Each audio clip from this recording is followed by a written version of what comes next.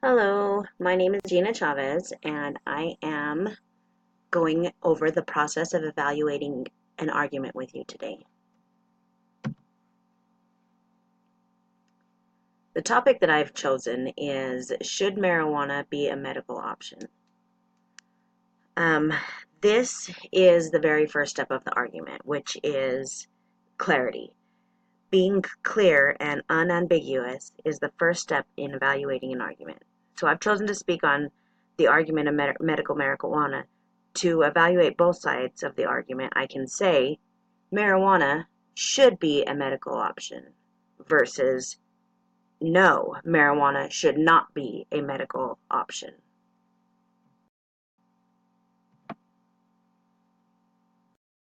Credibility is the second step. Credibility is where premises are credible and backed by evidence, so it's easily accepted as true. Right now we have doctors that say, hey, this is the right treatment for you, so it must be good. Being that a doctor is a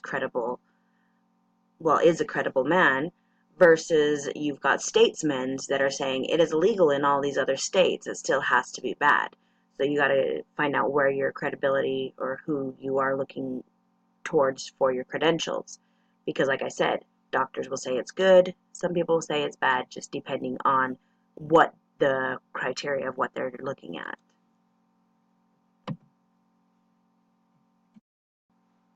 In addition to having those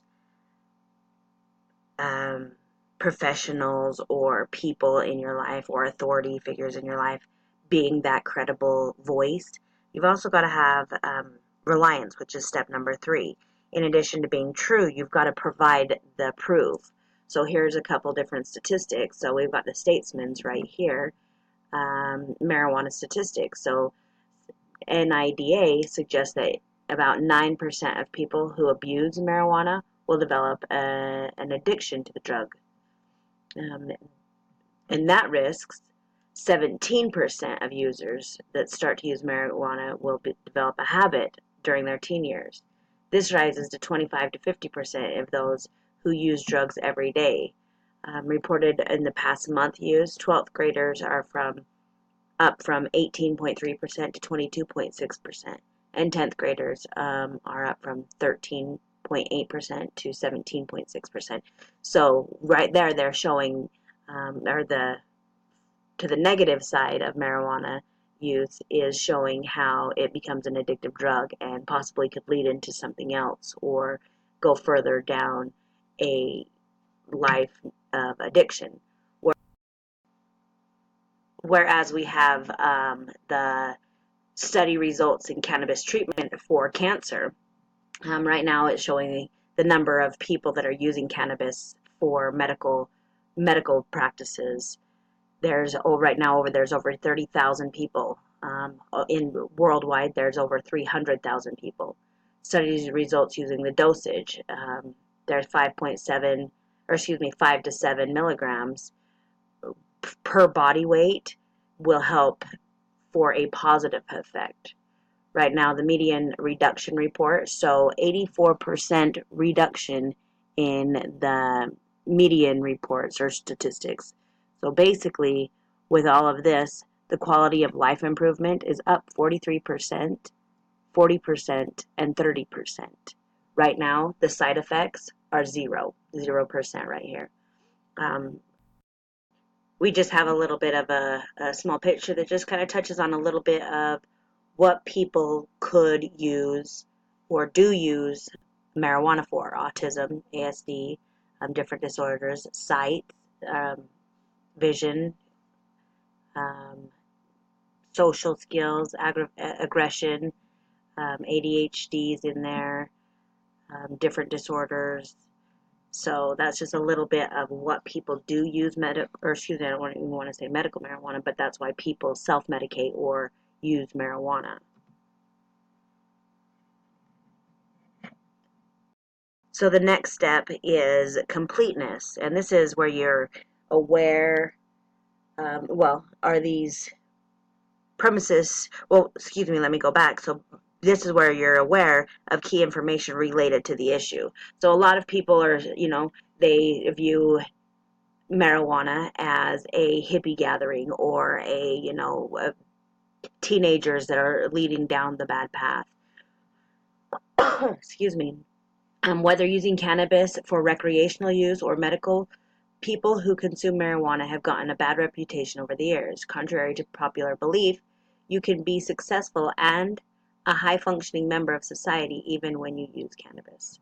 Like I put this little picture down here on the bottom left. So where is your cannabis from? Oxia, Humboldt, Maui, and then you got the old man saying nope, Ward 8. But then again, it just shows that we overlook some of the things that are prevalent or obvious to some people, stating that medical marijuana is good because it does or can treat X amount of things, but we overlook it, stating, looking at the negative. Well, it just creates hippies or um, teenagers down the wrong path or drug abuse or so on and so on as it gets further. So we got to find out, make sure that we're not rejecting the premises due to support over the worldview or the bias situation. The last step in evaluating an argument is soundness. So soundness is where the premises are true and they support the conclusion. So there's a connection between the premises and the conclusion, where you don't know if is it true, is it false, is it true, is it false. So soundness is right here. I did put, as of 2012, more and more states are starting to legalize marijuana for recreational use. A lot of people don't see that it is bad. A lot of people see that how can something that cures so many things, that is used for so many things, be bad when um, you've got tobacco that is completely legal and it's killing people by the hundreds, by the thousands. That's the number one. Alcohol and tobacco are the number one and number two leading causes of death amongst drugs, and then even after that it goes opioids.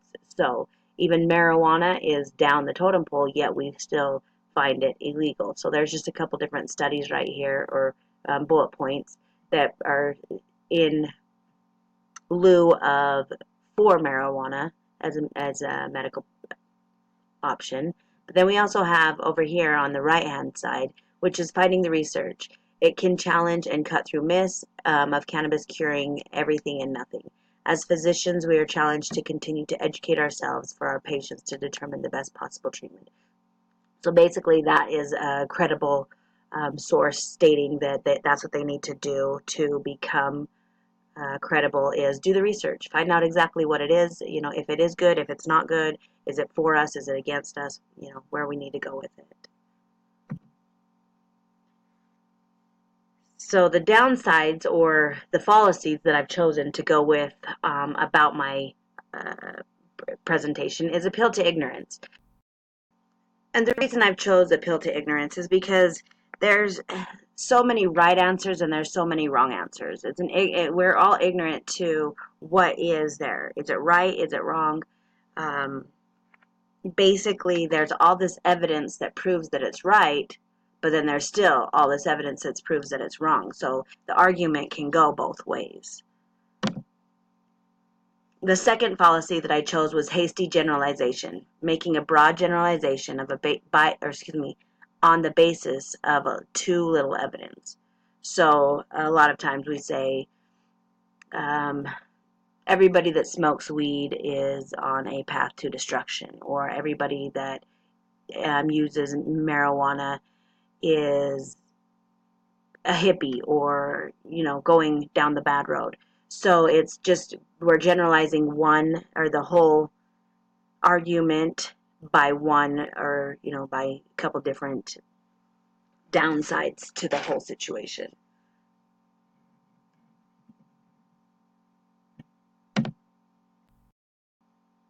I thank you guys all for taking a few minutes out of your evening to watch my presentation, and I hope you enjoyed it. I was nervous, and I'm sure that all of you guys are too. But again, thank you guys all, and I look forward to watching yours.